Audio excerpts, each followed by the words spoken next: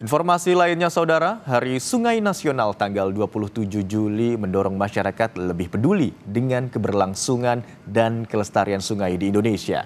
Berbagai upaya merehabilitasi sungai terus diupayakan pemerintah dan berbagai kalangan masyarakat. Pencemaran sungai di berbagai daerah semakin memprihatinkan.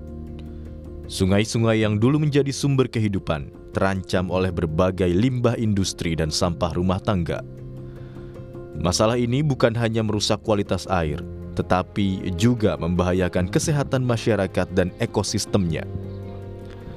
Badan Pusat Statistik pada tahun 2020 melaporkan ada 70.000 sungai besar maupun kecil di tanah air. 46% di antaranya masih tercemar berat.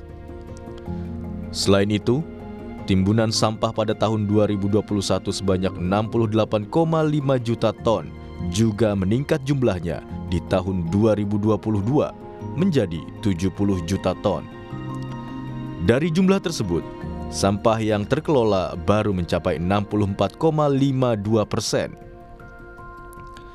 Organisasi Gerakan Lingkungan Hidup (WALHI) menilai pemerintah belum maksimal dalam menuntaskan persoalan pencemaran sungai.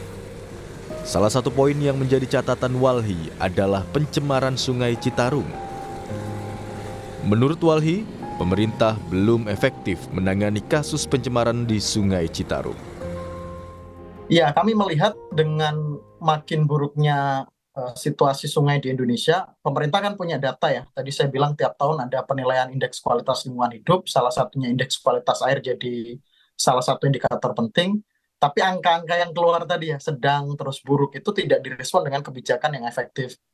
Saya mau meng-highlight satu proyek besar ya Mbak, yang selalu dielulukan ya, ada namanya proyek Citarum Harum, proyek nasional, proyek strategis nasional, dibiayai oleh World Bank, menghabiskan jutaan dolar, yang kami melihat tidak ada perkembangan signifikan begitu. Artinya bahkan satu sungai yang mengalami pencemaran berat mulai dari hulu tengah sampai hilir saja, ketika didekati dengan pendekatan proyek base ya, menggunakan duit jutaan dolar, US dollar, itu tidak efektif mengatasi pencemaran yang ada di Citarum.